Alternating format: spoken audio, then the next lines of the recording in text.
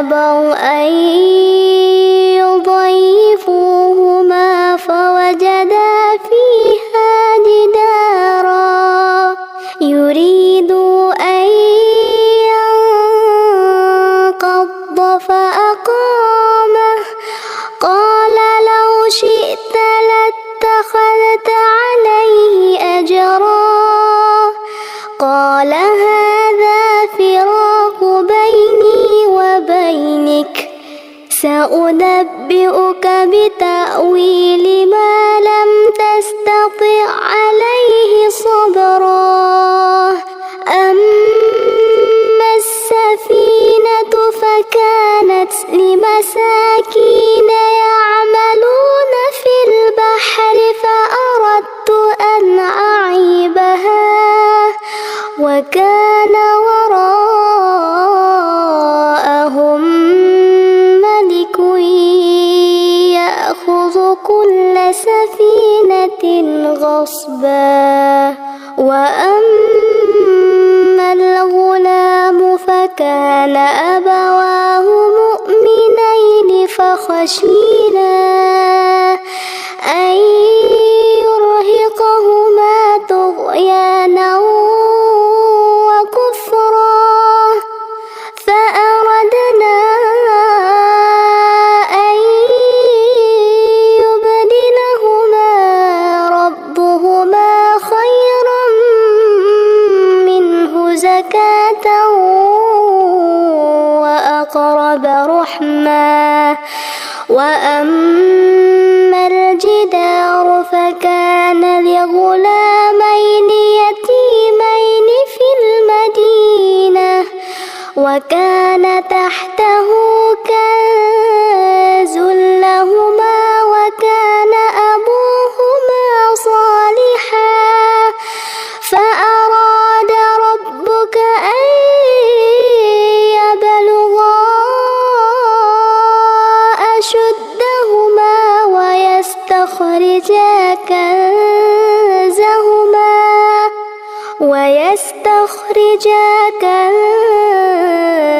كنزهما رحمة من ربك وما فعلته عن أمري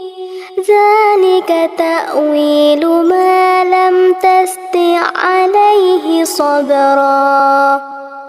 ويسألونك عن ذي القرنين قل سأتلو عليكم منه ذكرا إنا مكنا له في الأرض وآتيناه من كل شيء سببا فأتبع سببا حتى إذا بلغ مغرب الشمس وجدها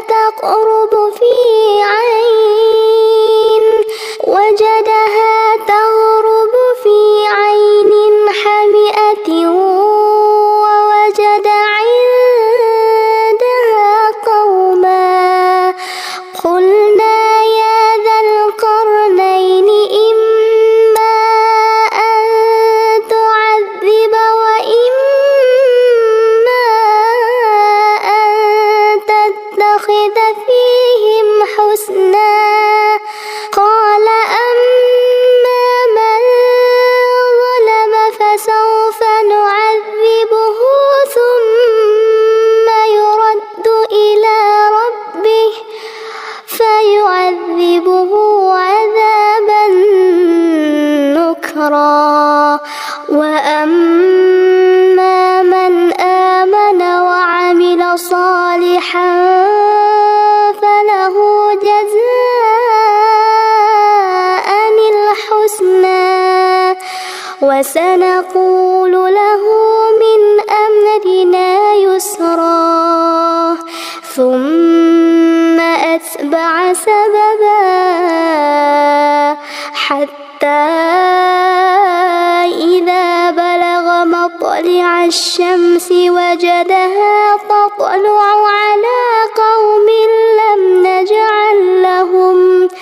على قوم لم نجعل لهم من دونها سترا كذلك وقد أحطنا بما لديه خبرا ثم أتبع سببا حتى إذا بلغ بين السدين وجد من دونهما قوما لا يكادون يفقهون قولا قالوا يا ذا القرنين إن يأجوج ومأجوج مفسدون في الأرض فهل نجعل لك خرجا على أن تجعل بيننا وبينهم سدا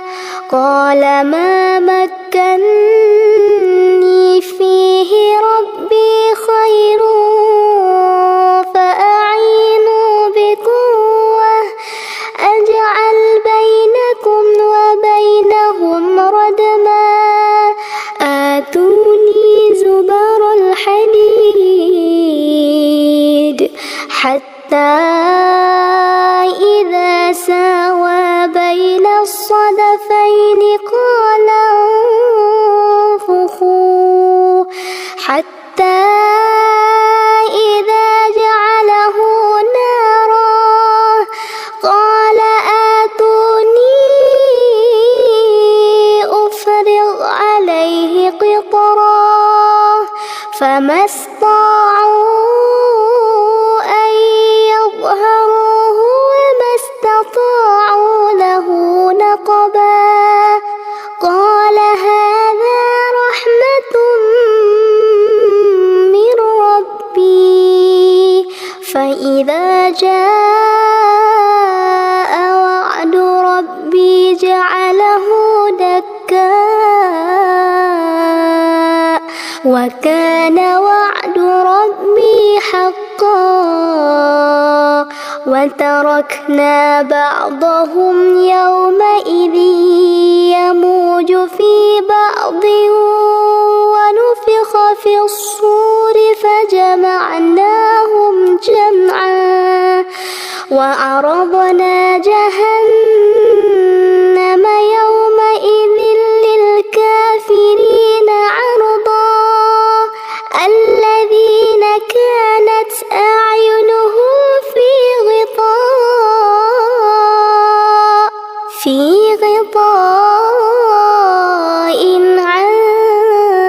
ذكري وكانوا لا يستطيعون سمعا أفحسب الذين كفروا أن يتخذوا عبادي من دوني أولياء إنا أعتدنا جهنم للكافرين نزلا قل هل ننبئكم بالأخسرين أعمالا الذين ضل سعيهم في الحياة الدنيا وهم يحسبون أنهم يحسنون صنعا أولئك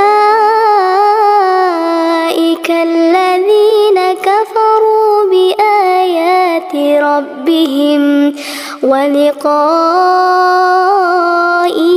فحبطت أعمالهم فلا نقيم لهم يوم القيامة وزنا ذلك جزاؤهم جهنم بما كفروا واتخذوا آياتي ورسلي هزوا إن